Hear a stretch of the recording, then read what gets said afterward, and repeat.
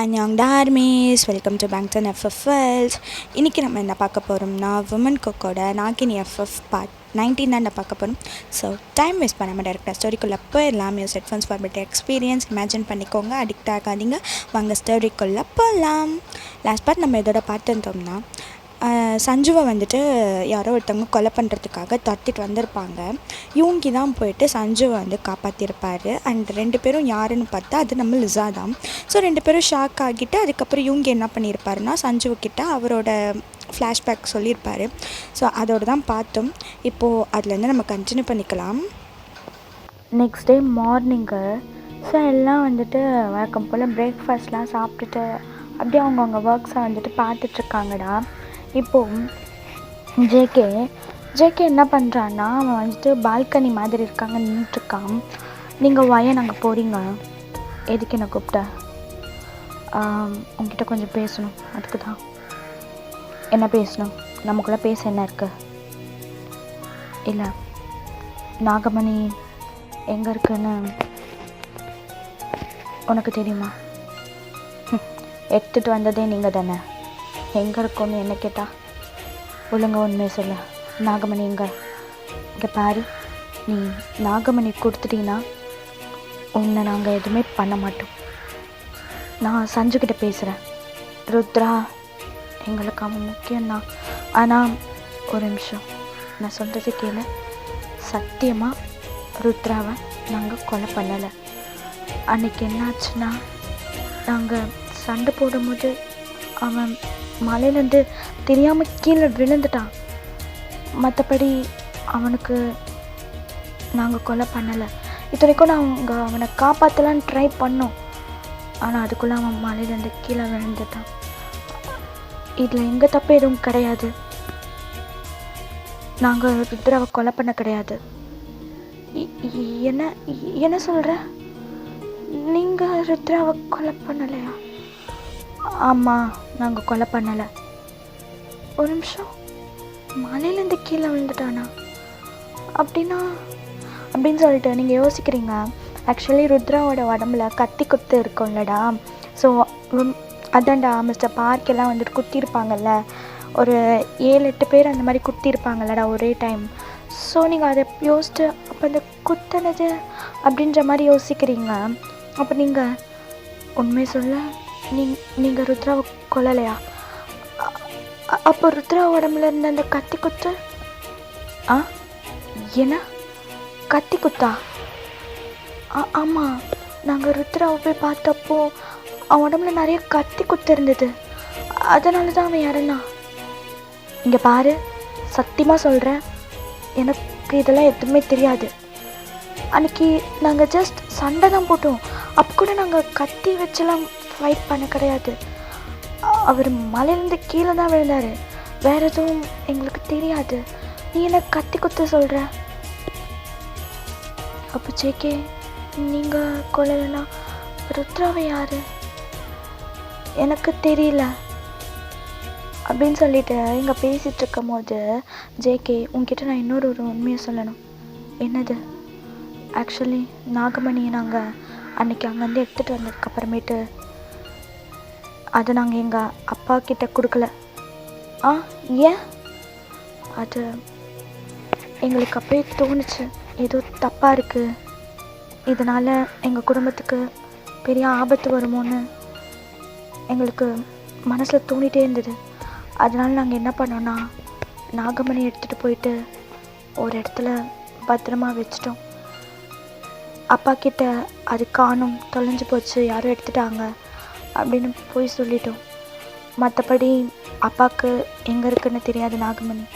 எங்களுக்கு மட்டும்தான் அது இருக்கிற இடம் தெரியும்.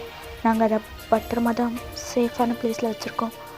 உனக்கு வேணும்னா இப்போ என் கூடவா, நான் அதை உனக்கு எடுத்து தரேன். ஜேகே, நிஜமாக சொல்கிறியா? நிஜமாவா? ஆமாம், நிஜமாக தான். சரி, ஓகே, அப்போலாம் அப்படின்னு சொல்லிட்டு நீங்களும் ஜேகேவும் அங்கே 2 பேரும் அங்கேருந்து கிளம்புறீங்கடா. கிளம்பிட்டு நேராக வந்துட்டு ஒரு காட்டுக்குள்ளே தான் ஜேகே வந்துட்டு உங்களை கூட்டிகிட்டு போகிறான். போயிட்டு அங்கே ஒரு குகை மாதிரி இருக்குது. நீங்கள் பார்க்குறீங்க, அந்த குகைக்குள்ளே வந்துட்டு காரை பார்க் பண்ணிவிட்டு அதுக்குள்ளே போகிறான். நீங்களும் அவன் பின்னாடியே போகிறீங்க. ஜேகே இங்கே தான் நான் எடுத்துகிட்டு வந்து வச்சுருக்கேன் அப்படின்னு சொல்லிட்டு உள்ளே போயிட்டு அவனுக்கு மட்டும் தெரியிற சீக்ரெட் பாஸ்வேர்ட் மாதிரி இருக்குது, அதை போட்டுட்டு ஃபிங்கர் பிரிண்ட்லாம் வச்சுட்டு அவன் உள்ளே போயிட்டு அந்த பாக்ஸ் அப்படியே ஓப்பன் பண்ணுறான். ஓப்பன் பண்ணிவிட்டு இதுக்குள்ளே தான் அந்த நாகமணி இருக்குது அப்படின்னு சொல்லிட்டு பார்க்குறான். பட் அங்கே நாகமணி இல்லை. ஜேகே கொஞ்சம் ஷாக்கு, என்னடா நாகமணி எங்கே போச்சு அப்படின்ட்டு. நீங்கள் பார்த்துட்டு, என்ன என்கிட்ட பொய் சொன்னியா நாகமணி இருக்குன்ட்டு, இப்போ எதுக்கு நீங்கள் கூப்பிட்டு வந்த, கொலை பண்ணுறதுக்கா, வா நீயா நானான்னு பார்த்துடலாம் அப்படி நீங்கள் சொல்கிறீங்க. அப்போ ஜேகே, இல்லை இல்லை சத்தியமாக இல்லை, நான் நிஜமாகவே உனக்கு நாகமணி கொடுக்க தான் இங்கே கூட்டிகிட்டு வந்தேன், ஆனால் இங்கே நாகமணி இல்லை, எங்கே போச்சு, ஒரு நிமிஷம் இரு அப்படின்னு சொல்லிட்டு அவங்க கொஞ்சம் முன்னுக்கும் அப்படியே கான்ஃபரன்ஸ் போடுறாங்க. கான்ஃபரன்ஸ் போட்டு ஜேகே, ஹயம் நம்ம நாகமணி ஒரு இடத்துல வந்து வச்சோம்ல. ஆமாண்டா, அதுக்கு என்ன? இல்லை இப்போ நாகமணி அங்கே இல்லை. என்னடா சொல்கிற? ஆமாம், நீங்கள் ஏதாவது எடுத்தீங்களா? நாங்கள் என்ன எடுக்க போகிறோம்? அப்புறம் எப்படி ஆயம் அங்கே இல்லை?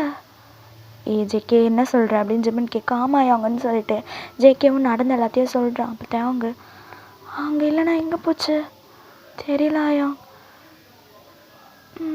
என்ன பண்ணுறது, சரி நீ வை அப்படின்னு சொல்லிட்டு எல்லா ஃபோனை கட் பண்ணிடுறாங்க. ஜேகே ஒன்றும் புரியல. அப்போ நீ சொல்கிறது உண்மைண்ணா, அப்போ நாகமணி எங்கே போச்சு?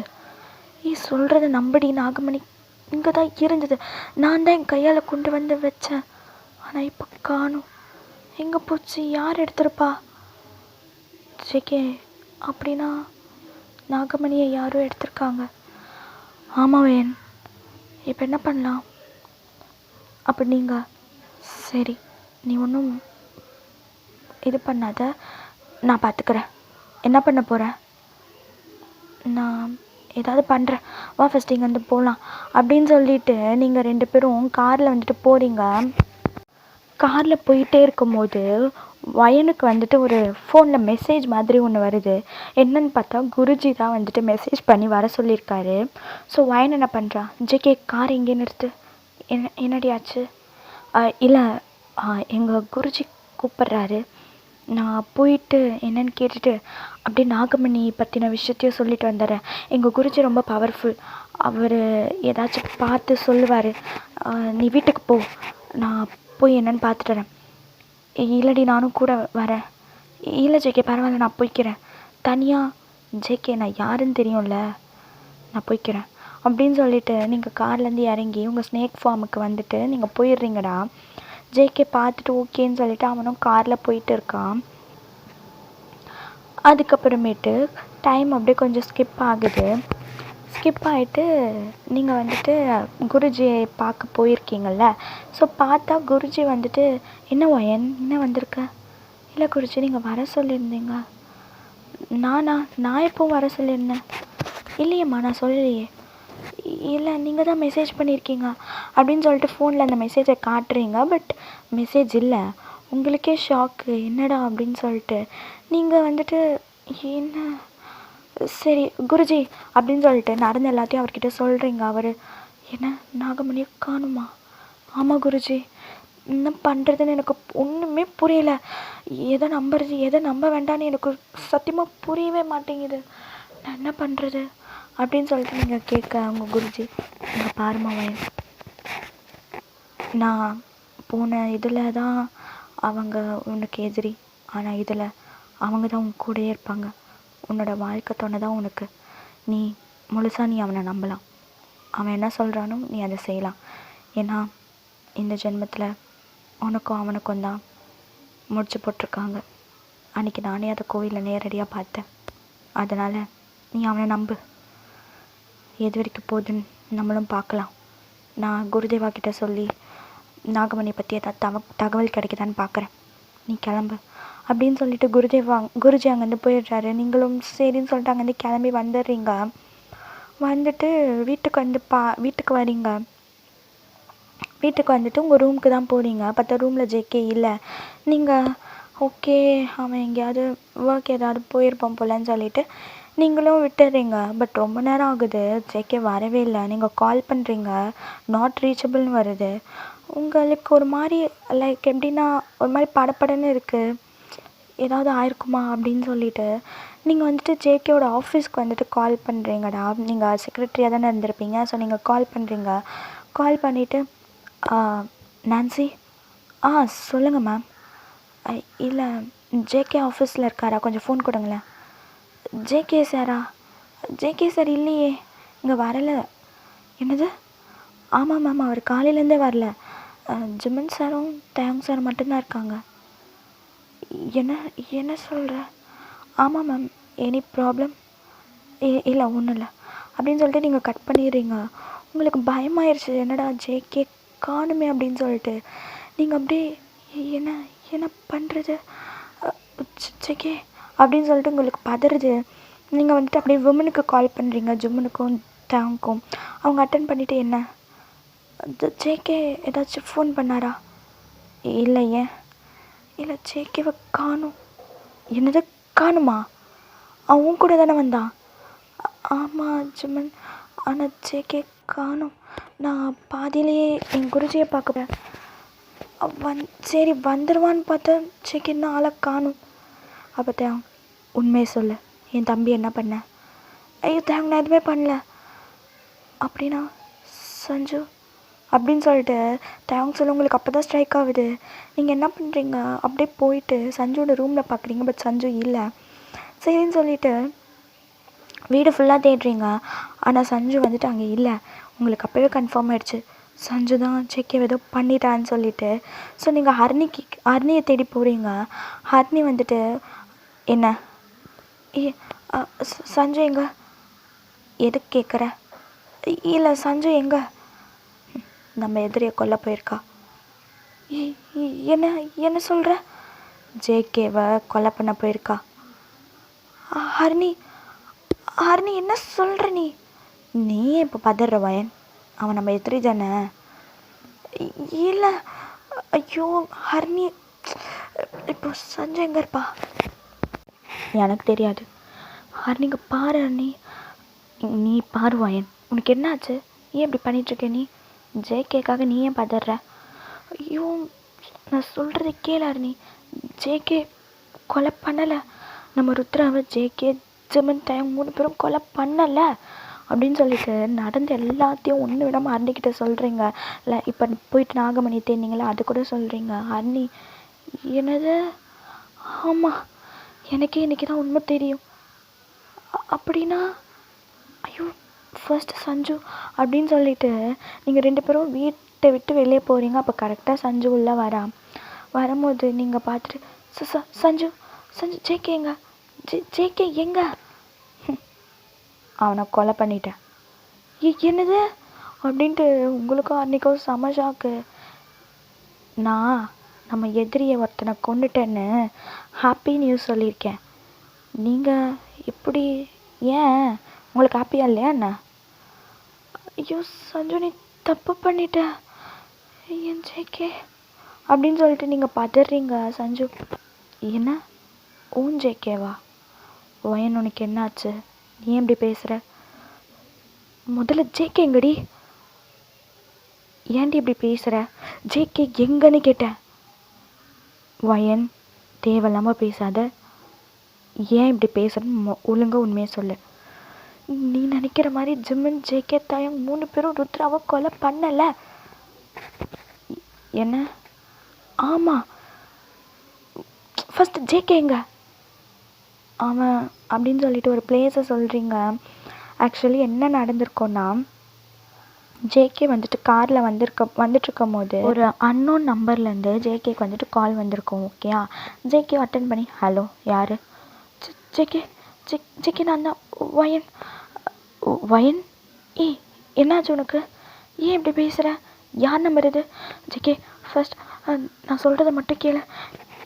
என்ன சில எதுக்கு துரத்திட்டு வராங்க. அவங்க யாருன்னு எனக்கு தெரியல ஜேகே, ப்ளீஸ் கொஞ்சம் வந்து எனக்கு காப்பாற்று. யாரடி துரத்திட்டு வராங்க? ஏதோ மந்திரம். ஜேகே ப்ளீஸ், சொல்கிறதுக்கு டைம் இல்லை, என்னை வந்து காப்பாற்று ப்ளீஸ் அப்படின்னு சொல்லிட்டு நீங்கள் கட் பண்ணிடுறீங்க. ஜேகேக்கு என்னடா அப்படின்ற மாதிரி ஆயிடுது. ஜேகேவும் அவனோட ஆளுங்கிட்டலாம் சொல்லி அவன் உங்கள் லொக்கேஷனை வந்துட்டு ட்ராக் பண்ணி அந்த பிளேஸ்க்கு வந்திருப்பான்டா. லைக் ஓல்டு பில்டிங் மாதிரி இருக்குது. அப்போது ஜேகே வயன் வயன் எங்கடி இருக்க? வயன் வயன் இல்லை, நான் தான் அப்படின்னு சஞ்சு சொல்கிறா. ஜேகே திரும்புகிறான். சஞ்சு நீ? நான் தான். நான் இங்கே வந்திருப்பேன்னு எதிர்பார்க்கல. உன்னை கொல்ல தான் நான் இங்கே வந்தேன். என்ன? சஞ்சு இங்கே பாரு, நான் சொல்கிறது ஒரு நிமிஷம் கேளு. நீ தப்பாக புரிஞ்சிட்ருக்க. நிறுத்து. நான் தப்பாக புரிஞ்சிருக்கேனா? என் ருத்ராவை என்கிட்ட இந்த பறிச்சிங்கல்லடா, உங்களை நான் உயிரோட விட மாட்டேன் அப்படி சொல்லிட்டு சஞ்சய் என்ன பண்ணுறான்னா அவளோட ஸ்னேக் ஃபார்முக்கு வரான். ஜேகே வந்துட்டு இங்கே பாரு, ஒரு நிமிஷம் நான் சொல்கிறது கேளு. நீ தப்பாக புரிஞ்சிருக்க. நான் சொல்கிறது ஒரு நிமிஷம் நீ கேட்டினா உனக்கு எல்லாமே புரியும். முடியாது, கேட்க முடியாது. இங்கே பாரு, நீ தப்பாக புரிஞ்சிருக்க சஞ்சு நான் அப்படின்னு சொல்கிறதுக்குள்ள சஞ்சு வந்துட்டு ஜேகே வந்து அடிச்சிருவான். ஜேகே கீழே போய் விழுந்துருவான். விழுந்ததுக்கப்புறம் இங்கே பாரு சஞ்சு, நான் சொல்கிறது ஒரு நிமிஷம் கேளு. நீ எல்லாத்தையும் தப்பாக புரிஞ்சிருக்க. முடியாது, கேட்க முடியாது. இன்றைக்கி உன் சாவி என் கையில் தான் அப்படின்னு சொல்லிட்டு சஞ்சு அடிக்க தான் பார்க்குறா. பட் நம்ம ஜேகே வந்துட்டு அவளை அட்டாக் பண்ணலை. ஸோ அவன் வந்துட்டு தப்பிக்க பார்க்குறான். பட் நம்ம சஞ்சு வந்துட்டு விட மாட்டேன்றா. நம்ம சஞ்சு ஃபைட் பண்ணிகிட்டே இருக்கா. நம்ம ஜேகே நிறுத்து நிறுத்து, நான் சொல்கிறதே கேளு. அந்த சிவபெருமான் மேலே சத்தியமாக நான் ஒரு ருத்ராவை கொலை பண்ணலை அப்படின்னு ஜேகே கத்த. நம்ம சஞ்சு என்ன? இங்கே பாரு, போய் சொல்கிறதுக்கு ஒரு அளவு இருக்குது. சிவபெருமான் அவர் மேலெலாம் நீ சத்தியம் பண்ணுறதுக்கு தகுதி உனக்கு கிடையாது. நான் நிஜமாக தான் சொல்கிறேன். நீ உயிராக நினைக்கிற உன் சிவபெருமான் மேலே சத்தியமாக சொல்கிறேன். நான் தயம் ஜமன் 3 பேரும் ருத்ராவை கொலை பண்ணலை. என்ன? ஆமாம், அன்றைக்கி என்ன நடந்ததுன்னா நாங்கள் சண்டை போட்டது உண்மைதான். ஆனால் நாங்கள் ருத்ராவை கொலை பண்ண கிடையாது. அவர் மலை மேலேருந்து தெரியாமல் கீழே விழுந்துட்டார். அவ்வளோதான் எங்களுக்கு தெரியும். இத்தனைக்கும் நாங்கள் அவரை காப்பாற்றலான்னு போனோம். அதுக்குள்ளே அவர் கீழே விழுந்துட்டார். இதை பற்றி இன்றைக்கி தான் நான் வயன்கிட்ட பேசினேன். ஆனால் அவள் சொல்கிறா கத்தி குத்தலாம் இருந்ததுன்னு. அன்றைக்கி நிஜமாக சத்தியமாக நாங்கள் கத்தியை வச்சு யாரும் சண்டை போடவே இல்லை. அன்றைக்கி என்ன நடந்ததோ நான் உண்மையை சொல்லிட்டேன். இதுதான் நடந்தது. என்ன அப்படின்னா என் ருத்ராவை கொலை பண்ணது நாங்கள் கிடையாது, வேறு யாரதோ கொலை பண்ணியிருக்காங்க. ஆனால் இல்லை, இது இது எப்படி சாத்தியம்? இல்லை, இது உண்மை கிடையாது. இதுதான் உண்மை. நீ என்ன நினச்சாலும் இதுதான் உண்மை. எனக்கு புரியுது உன் கஷ்டம் என்னன்னு. பட் இதுதான் உண்மை. இதுதான் reality. You should accept it. நான் ஒத்துக்க மாட்டேன். ஏன் ருத்ராவை? இங்கே பாரு, இப்போது ஒரு பிரயோஜனமும் இல்லை. நீ ஃபஸ்ட் வீட்டுக்கு வா, நம்ம போகலாம் அப்படி சொல்லிவிட்டு ஜேகே சஞ்சு கூப்பிட்டுட்டு வீட்டுக்கு தான் வரான். ஸோ எங்கள் வீட்டு சைட் சஞ்சு எல்லாம் சொல்லி முடிக்க ஜேகே பின்னாடி வரான். பின்னாடியிலேருந்து ஆமாம், அவள் சொல்கிறது உண்மை தான், நான் அவளுக்கு சொல்லிட்டேன் அவன் அப்படின்னு சொல்லிட்டு சஞ்சு பார்த்து சஞ்சு எதுவுமே பேசலை. அவள் பாட்டு சைலண்ட்டாக அவள் ரூமுக்கு வந்துட்டு போயிடுறான். இங்கே நீங்கள் வயன் சஞ்சு கிட்டே கொஞ்சம் ரஃப்பாக பேசிட்டேன் அப்படின்னு சொல்லிட்டு அர்னிக்கிட்ட சொல்லிட்டுருக்கீங்க. அர்னி கொஞ்சம் இல்லை, ரொம்பவே. அப்புறம் வயன் நான் ஏதோ அவசரத்தில் அப்படி பேசிட்டேன்டி. இப்போ நீ பேசி ஒரு பிரயோஜனமும் இல்லை, போய் அவகிட்ட ஃபஸ்ட் சாரி கேளு அப்படின்னு சொல்லிட்டு அர்னி சொல்லிட்டா. நீங்களும் ஓகே அப்படின்னு சொல்லிட்டு உள்ளே வரீங்க. இப்போ 2 பேரும் நான் ஹர்னி வயன் 2 பேரும் சஞ்சு ரூமுக்கு தான் போகிறீங்க. போய் பார்த்தா அவள் அப்படியே சைலண்ட்டாக உட்காண்ட்ருக்கா. அவள் எதுவுமே பண்ணாமல் லைக் அழுதுட்டு உட்காண்ட்ருக்கா. அப்போ ஹர்னி போயிட்டு என்னடி ஆச்சு, ஏன்டி இப்படி உட்காண்ட்ருக்க? ஒன்றும் இல்லை. இப்போ உண்மையை சொல்லு, ஏன் இப்படி இருக்க? இங்கே பாரு, ஃபர்ஸ்ட் என்னை பாரு. இங்கே பாரு, விமனுக்கு ருத்ராவை கொல்லலை தான். ஆனால் மிஸ்டர் கிம் பார்க்கெலாம் கொண்டாங்கல்ல, நம்ம அவங்கள பழி வாங்கலாண்டி. நீ வருத்தப்படாத. பழி வாங்கி என்னடி பிரயோஜனம்?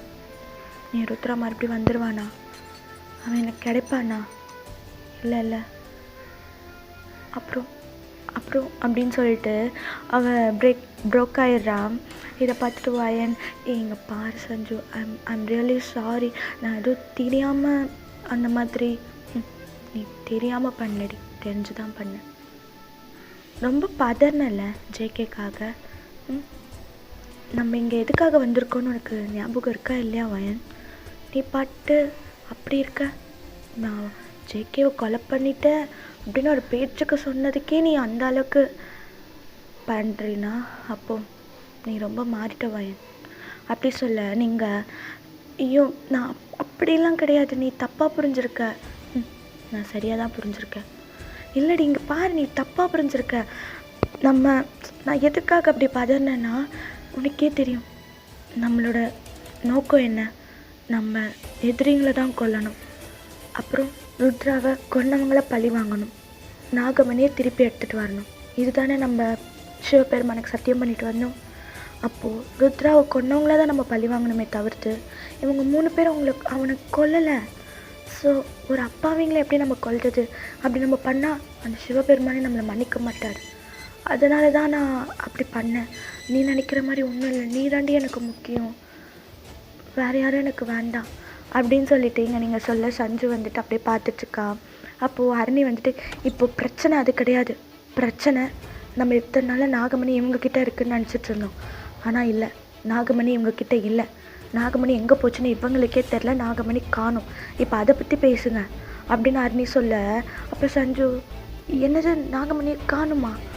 ஆமாம், நாகமணியை காணும் அப்படின்னு சொல்லிட்டு வயன் நீங்கள் ஜேகே கூட போய் பார்த்தது எல்லாத்தையும் சொல்கிறீங்க. அப்போ சஞ்சு வந்து, என்னது அங்கேருந்து காணும், இப்போ இங்கேருந்து எப்படி யார் எடுத்திருப்பா தெரியல, இப்போ அதுதான் நம்ம கண்டுபிடிக்கணும் அப்படி சொல்லிச்சுக்க. அப்போது ஹரிணிக்கு டக்குன்னு நேற்று நைட்டு நடந்தது ஞாபகம் வருது. ஸோ அவன் என்ன பண்ணுறான்னா, கைஸ் அது நேற்று எனக்கு ஒரு அது கனவா இல்லை நிஜமாக நடந்துச்சான்னு எனக்கு தெரியல, பட் அது நடந்தது அப்படின்ற மாதிரி சொல்ல, நீங்கள் வயன் என்ன ஆச்சு அப்படி சொல்லிட்டு கேட்க அவன் நடந்த எல்லாத்தையும் சொல்கிறா. சொன்னதுக்கப்புறம் அந்த உருவம் எனக்கு சரியாக தெரியல இருட்டில், ஆனால் அது சொன்ன ஒரு விஷயம், இந்த வீட்டில் இருக்கிறவங்களுக்கு ஆபத்து, நீங்கள் தான் இந்த வீட்டில் இருக்கிறவங்கள காப்பாற்றணும், முக்கியமாக ஜிம்முனை காப்பாற்றணும் அப்படின்னு என்னென்னமோ சொன்னாங்க. எனக்கு என்ன பண்ணுறதுன்னு புரியல. அது எனக்கு கனவா இல்லை நிஜமாகவே அவங்க ஏதாவது சொல்ல வராங்களா என்னன்னு எனக்கு புரியலடி அப்படின்னு சொல்லிட்டு ஹரிணி சொல்கிறா. அப்போ சஞ்சு, உனக்கு எப்படின்னா நேற்று எனக்கு என்ன ஆச்சு தெரியுமா அப்படின்னு சொல்லிட்டு அவளும் நடந்த எல்லாத்தையும் சொல்கிறா. ஆனால் அங்கே பார்த்தது லிசா. ஆனால் அவள் இது பண்ணியிருக்க சான்ஸே இல்லை. ஏன்னா நாங்கள் எழுப்பும் போது அவள் வந்துட்டு என்ன ஆச்சுன்னு எங்களை தான் கேட்குறா. சம்திங் இஸ் ரியலி சஸ்பீஷியஸ் டி அப்படின்னு சஞ்சு சொல்லிட்டு, யூங்கியை கூட சின்ன வயசில் யாரோ கொல்ல வந்திருக்காங்க. ஆனால் எதுக்காக யூங்கியை கொல்லணும், அதுவும் சின்ன வயசில்? இது யூங்கிக்குமே டவுட்டு. ஏன்னா அந்த உருவம் தான் யூங்கியை கொல்ல வந்திருக்கு. அதே உருவம் இப்போ என்ன கொல்ல வரவே யூங்கி வந்துட்டு அவர் சந்தேகப்பட ஆரம்பிச்சிட்டாரு. ஸோ மேபி நம்மளை வாட்ச் பண்ண சான்சஸ் இருக்குது. ஸோ இனிமேல் ஜாக்கிரதையாக தான் இருக்கணும் அப்படின்னு சஞ்சு சொல்ல, எல்லாருக்கும் ஒன்றுமே புரியல, என்னடா நடக்குது இங்கே, நம்ம ஒரு பிரச்சனைக்காக இங்கே வந்தால் இந்த வீட்டில் நமக்கு தெரியாமல் என்னென்னமோ நடக்குது அப்படின்ற மாதிரி நீங்கள் 3 பேர் வந்துட்டு பேசிகிட்ருக்கீங்கடா. அப்போ வந்துட்டு கரெக்டாக யூங்கி வந்துட்டு வரா ரூமுக்கு. நீங்கள் யூங்கியை பார்த்தோன்னே வாங்க மாமா அப்படின்ற மாதிரி சொல்ல, யூங்கியும் உள்ளே வந்துட்டு 3 பேரும் ஒன்றா தான் இருக்கீங்களா அப்படின்ற மாதிரி கேட்குறாரு. வயன், ஆமாம் மாமா. மாமா, சின்ன வயசில் உங்களை கொல்ல வந்த உருவம் நேற்று சஞ்சு கொல்ல வந்த உருவம் ரெண்டுமே சேமா, நீங்கள் நல்லா பார்த்தீங்களா அப்படின்னு கேட்க, யூங்கி அப்படியே சஞ்சு பார்க்குறா. சஞ்சு, சாரி மாமா, சரி என் வாய் கொஞ்சம் வளர வாய் சொல்லிட்டேன் அப்படிங்கிறான். யூங்கி, இவங்ககிட்ட தான் சொன்னியா இல்லை தயாங் ஜிம்மன்? இல்லை மாமா, இவங்ககிட்ட தான். சரி சரி, ஆமாம்மா, அது இந்த உருவம் தான், இதே தான். ஆனால் அது என் தங்கச்சி லிசா, அவளாக இருக்க வாய்ப்பே இல்லை. அந்த ஸ்டோர் ரூமில் தான் அவள் என்னமோ சத்தம் கெட்டுச்சு போய் பார்த்தப்போ அதுக்கப்புறம் என்னன்னு தெரியலன்னு சொன்னான். அதனால் இப்போ நான் ஸ்டோர் ரூம் தான் போயிட்டு வந்தேன், ஆனால் அங்கே நான் பார்த்த விஷயமே வேறு அப்படின்னு யூங்கி சொல்கிறான். எல்லோரும் அப்படியே ஷாக்கிங்காக பார்க்குறீங்க. அப்போ யூங்கி வந்துட்டு, ஆமாம், ஸ்டோர் ரூம்குள்ளே சீக்ரெட்டாக ஒரு டோர் இருக்குது, அதை நானே இன்றைக்கி தான் பார்த்தேன். என்னது டோரா? ஆமாம், ஆக்சுவலி அது ஒரு ரூம், பட் அது வெளிப்பக்கமாக லாக் ஆகிருக்கு. அதனால உள்ளே என்ன இருக்குதுன்னு என்னால் சரியாக ஐடென்டிஃபை பண்ண முடியல அப்படின்னு சொல்லிட்டு யூங்கி சொல்ல, நீங்கள் 3 பேரும் என்னவா இருக்கும் அப்படின்ற மாதிரி யோசிச்சுட்ருக்கீங்க. யூங்கி, நான் அம்மா கிட்ட யார்கிட்டயாச்சும் கேட்டு அந்த ரூம் டோரோட சாவி வாங்குறேன். அந்த ரூம் இருக்குது, ஒருவேளை அங்கேருந்து ஏதாவது வந்து லிசாவை இது பண்ணியிருக்குமோன்ட்டு தான் நான் அவங்கக்கிட்ட சொல்ல வந்தேன். மேபி அப்படி தான் நடந்திருக்கும். சரிம்மா நான் கிளம்புறேன் அப்படின்னு சொல்லிட்டு யூங்கி கிளம்பிடுறான். நீங்கள் 3 பேர் ஸ்டோர் ரூமா அப்படி சொல்லிவிட்டு, சரி அங்கே போய் பார்க்கலாம் அப்படின்னு சொல்லிட்டு நீங்கள் 3 பேரும் வந்துட்டு ஸ்டோர் ரூமுக்கு போகலான்னு சொல்லிட்டு போய் ஸ்டோர் ரூம்குள்ளேயும் போயிடுறீங்க. போயிட்டு பார்த்தா அங்கே வந்துட்டு ஒரு பெரிய பெயிண்டிங் மாதிரி இருக்குது. அந்த பெயிண்டிங்க்கு பின்னாடி தான் வந்துட்டு அந்த ரூம் டோர்ஸ் வந்துட்டு இருக்குது. நீங்கள் 3 பேரும் அந்த பெயிண்டிங்கை விளக்கிட்டு பார்க்குறீங்க. அந்த ரூம் டோர் வந்துட்டு பூட்டியிருக்கு. ஸோ நீங்கள் என்ன பண்ணுறீங்கன்னா, அப்படியே அந்த என்ன அதுக்குள்ளே எப்படி போகிறது அப்படின்னு சொல்லிட்டு பார்த்துட்ருக்கீங்க. அப்போ வந்துட்டு அந்த லாக் இருக்கும்லடா கீழே, அந்த லாக் கேப்பில் வந்துட்டு சரி என்ன இருக்குது அப்படின்னு சொல்லிட்டு பார்க்கலான்னு சொல்லிட்டு எட்டி அந்த கேப் வழியாகவே பார்க்குறீங்க. அந்த சின்ன ஓட்டை இருக்கும்ல, அந்த ஓட்டை வழியாக பார்க்குறீங்க. அப்போ பார்க்கும்போது எதுவுமே இல்லை.